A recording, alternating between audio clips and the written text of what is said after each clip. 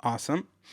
So it is great to be here. Thank you so much for that warm welcome and introduction. I've only been doing enterprise and product-based, SaaS-based software for 21 years, definitely not 30.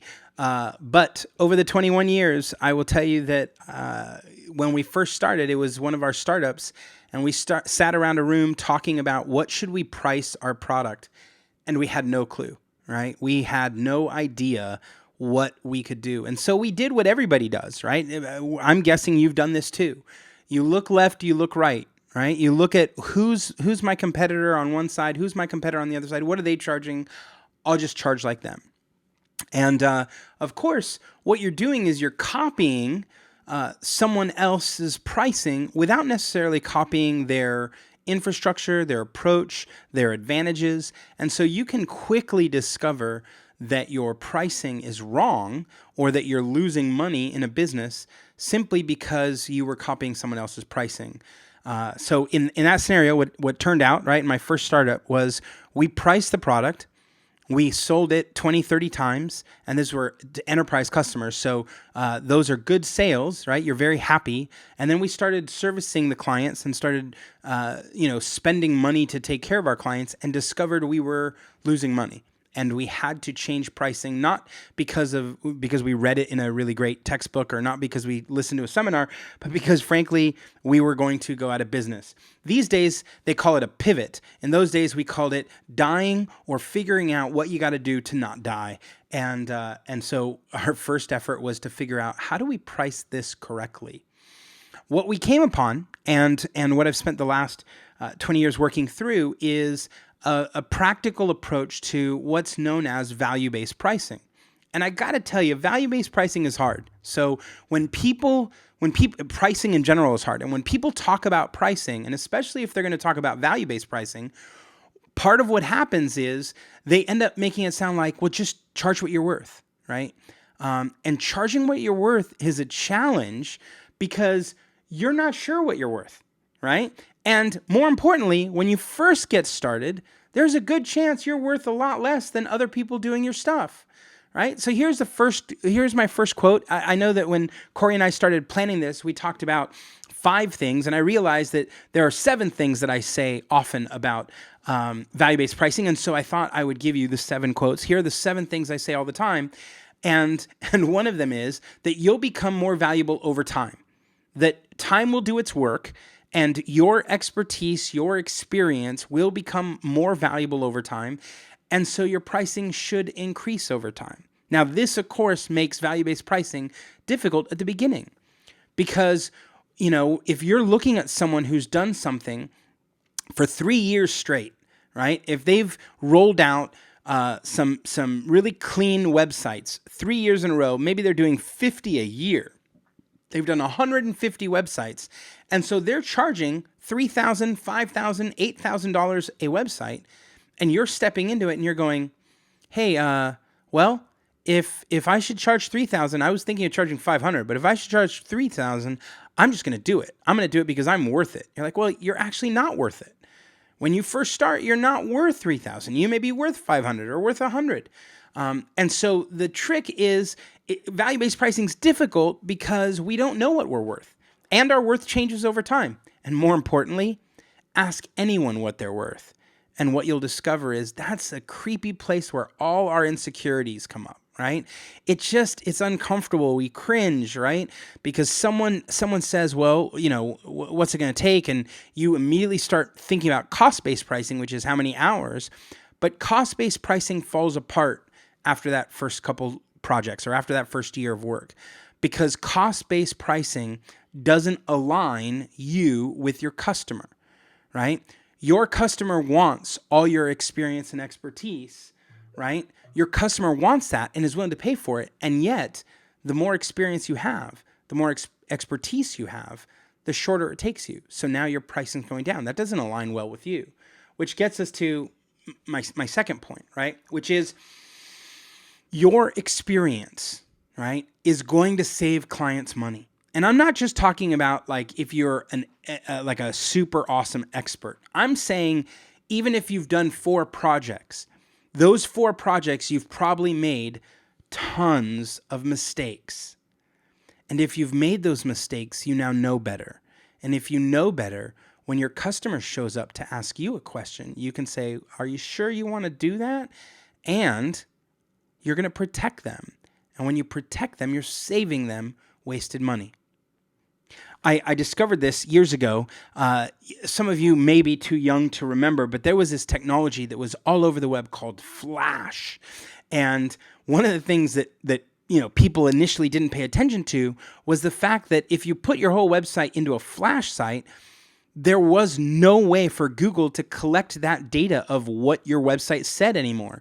And so your search engine results, your SEO for a website would diminish rapidly. I mean, like you'd go from being, in the top 5 on a particular page, and I don't mean like maybe a generic request, but if you were doing like carpet cleaning in San Diego and you were in the top 5, and then you went to not being anywhere, like page 1, page 2, page 3, man, that's a mistake that is worth money. And so the first time a client showed up to me and said, hey, I'd like to do this site and I want to do it in Flash. And so I said, well, I don't know if I'm great at Flash to be able to really do this. And they said, well, we found this thing and it looks like you could do it, and make it really easy. And so I looked at this Flash template, and what you could do is write the copy in a text file, but in certain variables. And then those variables would get pulled directly into Flash, and presto, you had a website that was all shiny and was sliding and moving and all whiz bang and very cool. And yet I wasn't actually coding in Flash. And so we did it and we launched it, and the customer loved it. I mean, the customer was thrilled. They had no problem paying me. The project ended, disappeared, and we didn't talk for like 6 months. And then I get a call and the customer says, we have a major problem.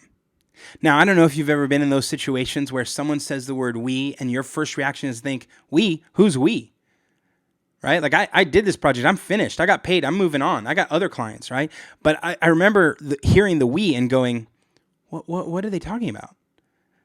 Right? So I said, well, tell me what the problem is. I said, well, all of our calls, our leads have dropped off and we're not anywhere on Google. And again, you kind of think, well, I don't know how that's my issue, right? Because I did exactly what you asked me to do. I did exactly what you wanted me to do. In fact, I implemented your plan and your code, right? I mean, you brought me the template. You asked me to do the stuff. So, but I learned why. I went to go figure out why, and I learned why. And I said, okay, I think we need to leave this Flash thing, and maybe we can add some Flash to your site, but I think we need to get away from this. And so we did. And of course, he paid me for that, which was good news, right? But I became far more valuable for the next client who showed up and said, I want to do this in Flash. And I said, really? Do you really want to do this Flash? Yeah, I'm talking to 3 people. I'm getting 3 bids and 3 quotes, and I just want to know what your quote is. And I'm like, well, I don't want to give you a quote. They said, what do you mean? I said, I don't want to give you a quote because I think it's the wrong call. I don't think you should move your site to Flash, and here's why. And I educated them. And as I educated them, their take was, okay, maybe I don't use Flash, but now I definitely want to use you, right? Because you have just saved me 6 months or 8 months or 9 months of heartache. You have saved me all sorts of time, and you've saved me heartache, and you've saved me lost customers. And so that's the kind of person I want to partner with, right? At the core of it, what you're noticing, right, is that we're not dealing with commodities, right? We're dealing with services and relationship. I have never, ever had a dog hire me. I've never had a Martian hire me. I've never had a table hire me. The only people that have ever hired me have been people. And so at the core of it, this business, this dynamic of going back and forth and talking about pricing is still fundamentally relational. And because it's relational, right, you have to understand a bit of the psychology that goes on with this. I'm trying to deliver value. Over time, my value becomes more valuable, right? Over time, my experience, my mistakes, my expertise all becomes something that adds more value or helps better. And so my price should reflect that, not just because I want to gouge someone, not just because I want to take more money off the table, but because I am actually saving them from mistakes and I'm saving them from heartache. And there's a price for that. Now, the other psychological thing that we have to remember is that people want results and they want them now, right? I don't know about you, but I've never had a client say, "Hey, I want to talk to you about my project. Um, I want to dig into the depths of everything I want, and these are all my dreams, and these are my hopes and my fears, and here's what I'm expecting, and all that. But by the way, I don't need this until, like, I don't know, maybe 2 years from now." Right? You never have a customer say, "I'm good. Like whenever you have time, just don't even worry about it. Just slip me in whenever you have a few minutes." Right? I mean, maybe if the customer says, maybe if it's a friend of yours, right? An aunt, an uncle, a neighbor, a friend of your mother's who also happens to run a little side job, those people show up and they're like, "I want it free." And if they want it free, maybe they'll say, "Hey, just do it whenever you have a free second." But most folks are going to show up and say, I want it now. And the trick is, right? And this isn't a trick, but the insight here is that fundamentally, if you position yourself as someone who's an accelerator, right, then that is worth more. And so your pricing should frame you that way, right? Now let's talk about what that means. Imagine, let's step out of the world of services and step out of the world of computers and websites, and let's just talk about building a pool, right? If you lived where I live in San Diego, right, you would look outside and say, "I live in a perfect place for a pool. I want a pool." And imagine that you called out a team, and the first team said, "Hey, we're gonna dig the pool, and we're gonna dig the hole, and we're gonna come in and we're gonna set it all up, and then we'll pour the stuff we need to. We'll put in the rebar, and then we'll pour this. It's fast curing, but we're gonna pour in the cement, and we'll do all this stuff, and we'll get you a pool." Now, we just went through this process. We started last May, and we called out a contractor, and we asked how long it would take. And we're sitting here in May, and I'm not joking with you. We had no idea at all what it takes to put a pool in the backyard. Like, we had no clue.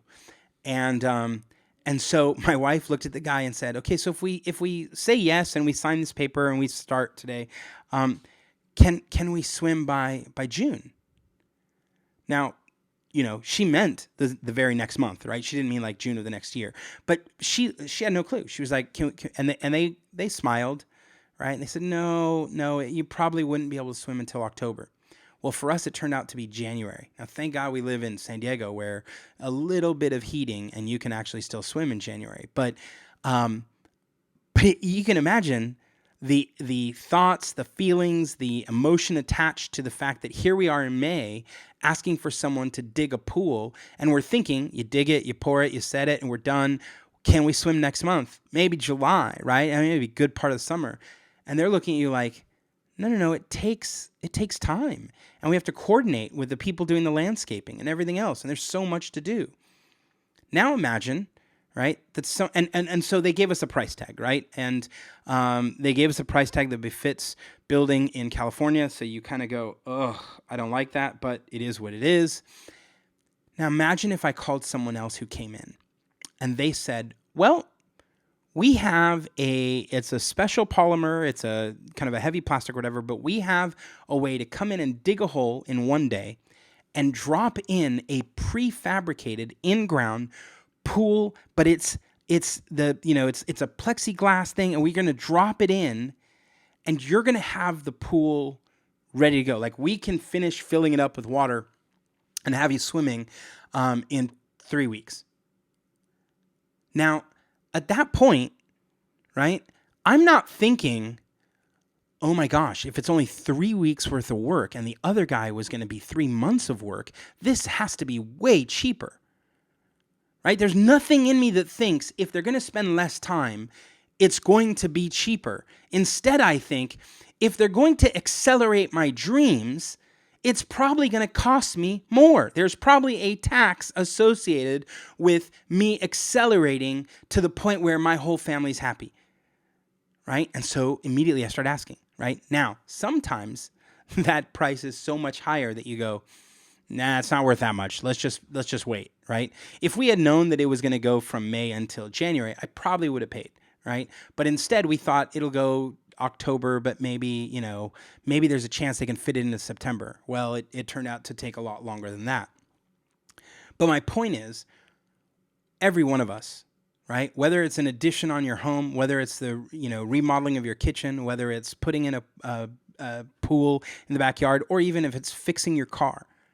We don't have the mental models sufficient to understand what's happening on the other side of the equation.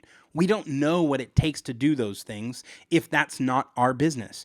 And the reality is our customers don't know what it takes to do the things we do. And they shouldn't need to, right? They shouldn't have to have a mental model of web development, servers and DNS and TTLs and migration and Nginx and Apache and caching and CDN. They should not have to know any of that, right?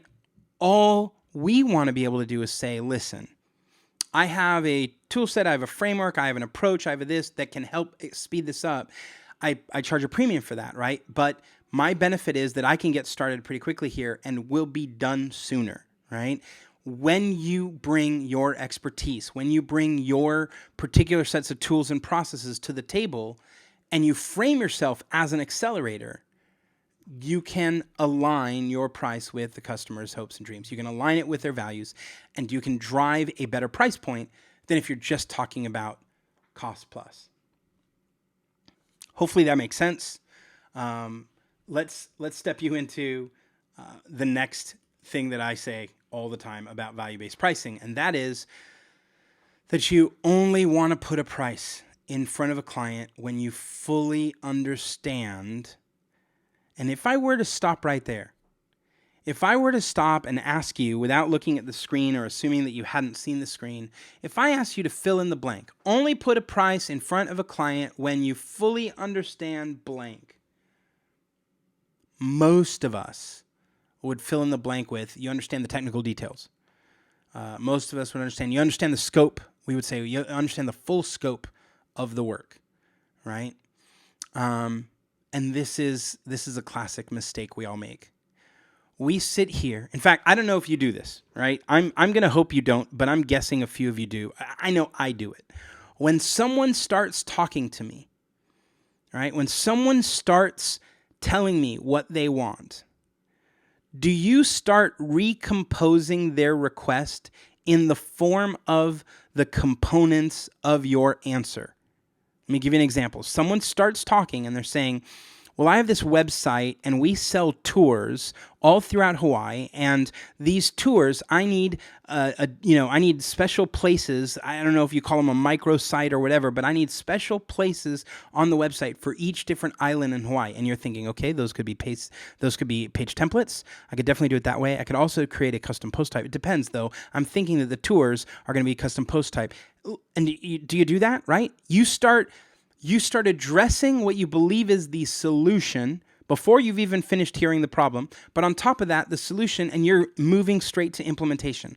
What's it going to take? And this is normally because this is also how you think about pricing, right? Because you think about costing. So when you think about costing, what you're really doing is you're saying, okay, it's going to be 3 page templates. It's going to be 4 custom post types. We're going to need to put a meta box here. We're going to have to do, okay, then I have to adjust that. So you're thinking, what's it going to take to build, which means what's it going to cost, which means I'm going to put a small little padding on top of it, and I'm going to put that number in front of them. First of all, what you're doing is cost-based pricing, right? Second of all, what you're really doing is you're defining the solution as people are talking to you about their problem. Do you do that? All right. My gut guess is that some of you do, right? That some of you sit there and you start dreaming the solution before they've even finished talking about the problem. And the problem with that, of course, is that most of us can't multitask, right? Which means when we put our brain to use on thinking about a solution, what we're really doing is turning our ears off to hearing about the problem. And when you can't hear the problem, you can't ask new questions to dig deeper into the problem and then dig even more deeply into the problem. We don't do it. We assume that we know where we're going, and so we start start crafting up the solution. I once gave a talk at a conference where I said, I want to give you a scenario and I want your advice on this. And so I start telling them about a guy who's constantly late, has been late for the last several days to work, shows up late, is clearly distracted, isn't getting their work done, used to be good several years ago, but in the last period of time really has felt like he's slacking and not really engaged and focused on the work, that I've had a conversation with him recently, didn't even feel like he was looking me in the eye, didn't feel like he was paying attention to me. I don't feel the passion that's there anymore. And should I let the guy go, right? Or should I put him on some sort of plan for the next 6 months? And I raised my hand, right? How many of you think I should put him on a plan for 6 months? And some set of hands go up. And then how many of you think I should fire him? And a whole bunch of other hands go up. And almost, at this point, almost all the hands have gone up. And then I say, well, how many of you think I haven't given you nearly enough context to make an intelligent decision?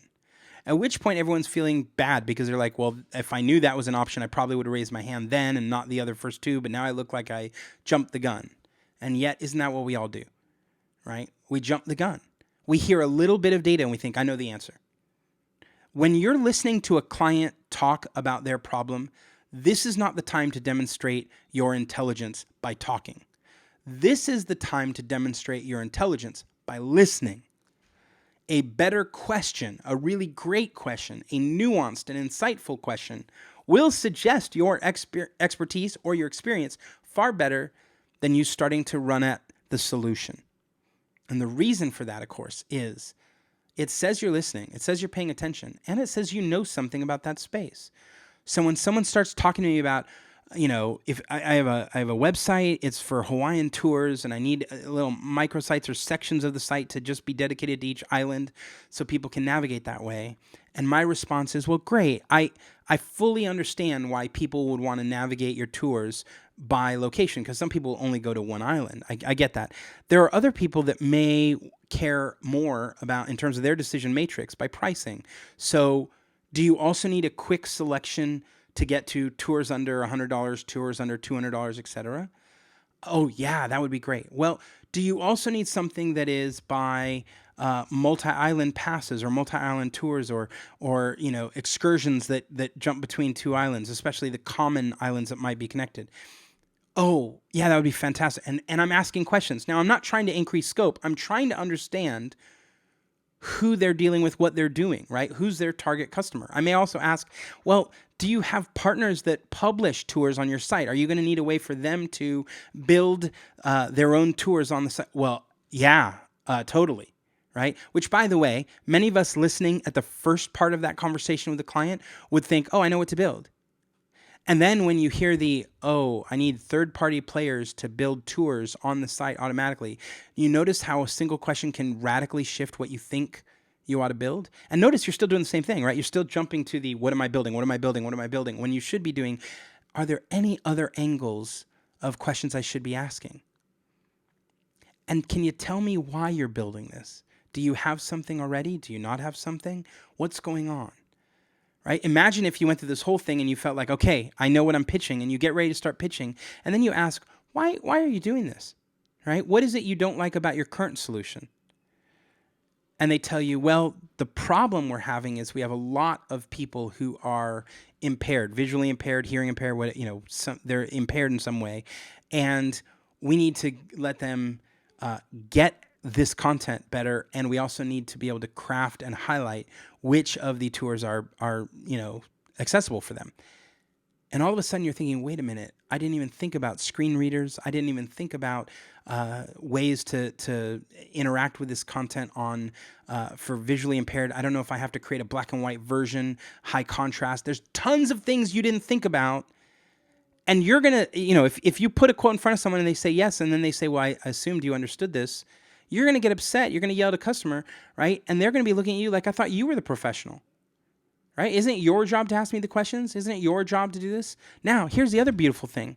When you're understanding what motivates someone, you also have the ability to craft custom solutions and add-ons that are just by nature required to mitigate the issues related to their motivation, right? So in this case, if you're listening to this, I need to build a website for tours. We sell them across all the different islands in Hawaii. And you say, well, are you the creator of these tours, or do you have some third parties that also build the tours? Oh, we do have a couple people that create their own tours. Great.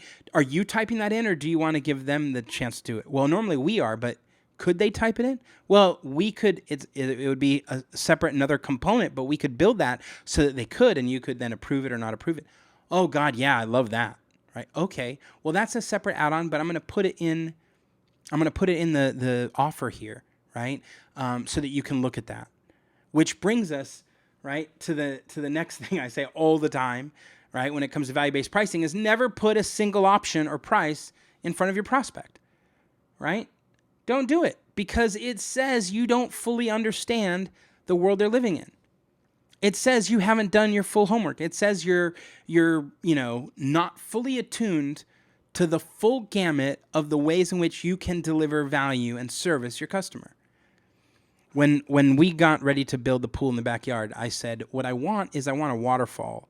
That's everybody wants a waterfall. That shouldn't be a surprise to them. But I said, what I want behind the waterfall is I want a tiny little grotto. I want a little cave, and I want a bench in the cave. So I can go sit in the cave behind the waterfall and just rest and hang out there. While all the kids are running crazy and playing in the pool and all that, and they have their friends over, I want a place where I can just kind of hide in the pool behind the waterfall with the ancillary benefit of seeing the backside of water, which has never happened for me before. So I'd really love this. And they're like, well, okay, they're writing notes down, and I want a light bulb in there, right? Because my daughter is young now, but she's going to get to be a teenager, and I don't want her and someone hiding back there where I have to flip. I want the ability to flip on a light from inside the house and turn the light on, right? And they're like, oh, I get it, and they're adding more stuff. When they came back to present the full project, right, I had told them, hey, there's a limit. There's a limit to how much I'm willing to spend. And I had drawn a hard line. And of course, they came back and they said, hey, we did it. We figured out how to get the whole project done under the line, right? So you're like, wow, this is amazing. But you know what happens when you turn the last page? You see the quote, and then it says, oh, turn to the next page, which is the appendix. There's some add-ons, right? If you want solar, which will bring the cost of your pool down in terms of operation, it's another $4,000. And the grotto, we couldn't fit that little extra cave into the main budget, but here it is, right? And if you want to spend an additional $12,000, we can get you the grotto, the light, all that stuff. What did they just do, right? They had listened, they had parsed it apart, they had figured out that they could deliver the core value, the main thing I was motivated, they could deliver that under budget. But there were other things that were potentials, but they couldn't fit it in under the number, right? And that's okay. They still made it an option. And it turns out they gave us like 5 options on that last page. And of the 5, we said yes right away to the grotto. But then like 2 or 3 months later, as we thought about it, we said yes to the 4,000 in solar because in the big scheme of the project, it wasn't that much. And we just didn't want to imagine what our bill would be like, given that we knew we were going to, turn on the heater and heat up the jacuzzi and all that kind of good stuff. So my recommendation to you, right, as taught by my pool contractor to me, but I've been talking about this for years, is your best bet is to show up with the core value proposition at one price and then have options. And you should have an option for less, right? If we're not ready to go full bore into this, here's what we could do for a lot less, right? And give them less for less. Less for less is not bad. Less for less often can also help speed up the transaction, right? Where they go, yeah, I want to start here, and maybe I'll look at the other things later. Like, great, here's less for less. Then here's the full, the core value proposition at the right price. And then here's some extras for some additional money. Now, if you want to, we can do it. And if you don't want to spend that money, that's okay. We understand that. But that we'll take that off the plate, right? And so people go, oh, okay, I get it. I see what's going on here. That totally makes sense, right? So never put a single option or price in front of a prospect. Always make sure that you have multiple options. My suggestion is less for less option, the core option, and then some additional add-ons. You may also want the all-in, total amazing, let's do everything you ever dreamed of option, which very few people will purchase. But there are some people who will, right? There are some people who will actually just say, they want to buy the most expensive thing not because of what you're doing, not because of what you're saying, but because of who they are, right? I mean, if you were to put out four, I've said this before, you've probably heard it, if you've heard me talking about value-based pricing, but if you were to put out four watches out in front of a young man who is into watches, and you put the first watch, and it is a $10 really cheap and inexpensive watch that you probably will lose, and it doesn't matter because it only costs you $10. And it's just, it's like those watches for kids, right? All it has is the digital time and it blinks and that's it, right? There's nothing else to it. And then you have two watches that are nice watches, right? Maybe a Fossil watch, maybe a one of the fancier kind of feature-driven. The Fossil watch just looks good, but the other one could be something that is it's fancy. It has either solar powered, or it has a stopwatch, a chronograph, and then and each of those is going to cost, say, $120, and so significantly higher than $10. And then you have like a really fancy Mont Blanc watch that costs you, say, $6,000, right? A majority of the people are going to say, I don't want the $10 watch, and I'm not buying a $6,000 watch. Forget it. And they're going to look at these two watches in the middle that are, 100 and 120, and they're likely going to pick one, depending on whether they want a certain feature, or depending on whether they see themselves as getting the better of those two options. They're going to buy one of those. And do you know what? It has very, very little to do with the product. Fundamentally, all these watches still tell time. That's the core value proposition of a watch. But it has a lot more to do with the person themselves, right? How they see themselves. They don't see themselves as someone extravagant, spending $6,000 on a watch. They don't see themselves as someone cheap, and so they see themselves somewhere in the middle, right?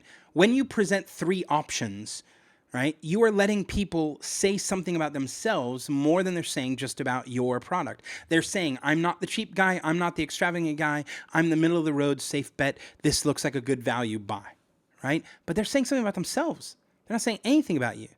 And imagine if someone walks up and says, I'm the big pimpin', super rich, I have the extra cash in my pocket waiting around. I want to spend the money. I want to pick the most expensive one. Or maybe they just say, I'm a person that values high value items, right? That's the tier of product I like. There's always going to be someone who potentially buys the all-in, fully featured, oh my gosh, everything I ever wanted price. And it has nothing to do with you. It has everything to do with them and how they see themselves, right? So create options, create pricing options for people so that they can say something about themselves. And at the same time, it gives you the opportunity to take some additional money off the table.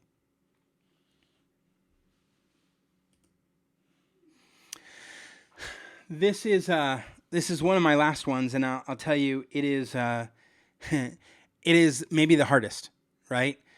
Because we don't like to ask people to tell us how awesome we were, right? It's not a natural inclination for anyone. No matter who you think is egotistical enough to pull this off, no one feels like they're perfect at this. It's the same way as, you could even look at someone, a guy or a gal who's skinny, and say, you probably see yourself as really skinny. And they're like, no, I still need to lose a couple pounds. And you're like, are you kidding me? Right? Like, that's insane. Everybody has some insecurity. And when it comes to asking people, could you please tell me how awesome I am? That's hard work, right? I wrote a post the other day about it where I think it was on WP Elevation, where I said, use LinkedIn, or use, if you're using, I think it's FreshBooks, you can ask at the end of an invoice, right? You can ask them to give you a quote on what you're doing. I use Clarity a lot so people can call and ask questions, and there's an easy way for them to create a review for me, right? I use systems because they're a little less personal. They're a third party, and the third party is asking someone else, hey, what did you think about Chris's work for you? And then they can ignore it, or they can write, but they're writing to a third party, they're not writing to me. So it's a little less threatening than if I look at them and say, could you please tell me how awesome I am? But either way, you want to keep a track record, right? You want to keep a proven track record of the things you've done and the consequences that have transpired because of the work you've done. This goes a super long way to justifying your rates, right? If you call me on Clarity and it's like, well, that's like, I think it's something like $6.66 a minute or something like that. It's $400 an hour. And people are like, are you kidding me? Are you kidding? Like, I'm not spending that kind of money, right? And then they read the reviews or they talk to someone and they're like, oh, that guy just, he doubled my revenue here, or he completely rolled out this approach, or he saved me all this money. And then they're like, well, I guess if it's 20 minutes, maybe I'm only going to spend like 170, 80 bucks. That's okay. I can do it, right? It's the track record. It's the history that causes people to go, okay, maybe I do need to spend that money, right? You need to find whatever tools, whether it's LinkedIn or whether it's Clarity or whether it's FreshBooks, you need to find a tool that lets you collect feedback and hear the stories. And if you hear a little feedback that sounds really interesting and good, dig into it. Go, hey, could you tell me more? I work for a company, as Corey mentioned, called Crowd Favorite. And Crowd Favorite, when I came on board, which was back in September, somewhere in the November to December timeframe, we were building out a website for a Boys and Girls Club. And the Boys and Girls Club was in Arizona somewhere, and the website we were building, its predominant focus, other than sharing some information, etc., was to raise money. And we had our chief designer, James Archer, design some things for that site that other people would say, well, you just made a site look pretty, right? And he's like, no, this is about pretty.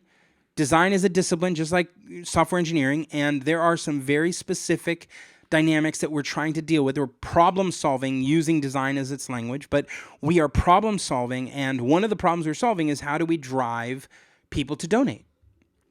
Well, we launched the site earlier this year, and when we did, the customer within a month or two came back and said, we've had more donations in this month than we've ever had before, and better than cumulatively a set of months together, right? So it was amazing, right? And all those design decisions that James had done were really, really helpful. And that's the kind of stuff you take, you read that little case study, that little paragraph of data, and you save it somewhere so that when you're talking with someone or when you're presenting them some information or you're putting it on your website, you are articulating a proven track record. Because if not, right, then what happens is people are comparing apples to oranges. Someone who is trying to make a website just look pretty and someone who is trying to solve a set of problems using design, right? Those are two different people. But to someone who doesn't know better, they're both just playing with logos and colors and themes and what have you. And you're like, no, we're not the same. We are not equivalent, right? When you have a proven track record, when you have a history of the work you've done and the results that came of that, right? Then you can articulate, this is why you'd want to work with me, right? Yes, this is my cost. However, right, I can tell you it'll be worth it because I want to walk you through some of the things I've done, some of the results people have had, and I would love to work with you, collaborate with you to help you get those kind of results. Now, my last one is maybe a little counterintuitive. It is something that most people step into an interview thinking, I'm getting interviewed, right? They step in. If you've ever been called, maybe you've even been shortlisted. Like, well, I'm trying to decide between you and one other developer or one other designer, and can we have a phone call? And what's your inclination? Your first thought is to think, right? Oh, okay, they're going to ask me a bunch of questions. And my challenge to you, right, especially if you're dealing with, you're thinking about pricing and you're thinking about value-based pricing, is I want you to qualify your clients just as much as they're qualifying you. Because a good fit between what you can bring to the table and what they need is where you're going to get maximum value. A good fit is where what you bring to the table, your specific experiences, will ensure that they get the very best from you and that they get the kind of lift, the enhancement or improvement that your kind of expertise, that your kind of help can deliver. If, on the other hand, you're just like, oh, God, I hope I get picked because I just want work and I need work, so I'm just going to get any client. And you don't specialize and you don't develop a particular history in any area, when you don't do any of that and you're just like, I'll work for anyone. What's really happening is you're going to have some results. They're going to be all over the board. You won't develop any expertise. You won't develop any core experience. And then you'll be at the whim of the market, right? Because you won't be able to distinguish yourself or separate out or say, well, this is what it costs to hire me, right? You'll just be like, well, I'm in fact, some cases, right? People end up having to charge less just to try and win the deal that way, which I don't recommend, but it happens. Instead, you want to go in and say, listen, I have worked on a lot of real estate websites, and you know what? I don't mind. I can answer any question you have, but now I want to ask you some questions. Tell me how you're thinking about this. Tell me what your strategy is for here. Tell me what you've tried already here. Are you willing to do this, right? Because I can tell you, my first years, I built a lot of real estate websites, and about half of them, like, they went live, and then within 6 months, the real estate agent decided they didn't want to do it anymore, and the sites were dead. So you know how you do those sites at discount prices because you think you're building a portfolio? Well, the portfolio doesn't help if the sites disappear, right? Because the people stop doing that work, and you're like, oh, this is horrible. I don't even have I can tell you I worked on that site, but the site doesn't exist anymore. So part of what you have to do is figure out, are you willing to do the work that if I were doing a real estate website today, right? I'd be like, okay, show me your blog.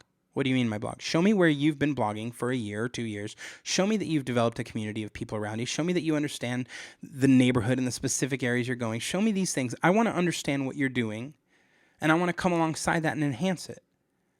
Well, no, I just need a website with an IDX feed. I need to connect, and you're like, oh, then I'm probably not a good fit for you, because my goal is to help you elevate your game. That means you have to have a game. That means you have to have been putting in the work. So we're probably not going to be a good fit. And what that does, it protects me, right, from a lot of that, like, well, but I found someone else and they're like half as much as you are, right? Great, go with them, right? You don't want to have that debate or discussion because this client isn't worth even having that discussion with. You're not even sure the site's going to be live or ever go live. You're not sure they're going to stay in that business. Right? So what happens is I turn around and say, no, look, I'll answer any question you have, but I have my own questions. I want to understand what you're doing and what kind of business you're running, and does it make sense? Now, I'm not saying does it make sense in terms of like, does it line up with my values? Does it line up with my particular internal code? Like, I don't get into that. I'm just talking about, are you demonstrating the hardworking history that says you and I can collaborate on this?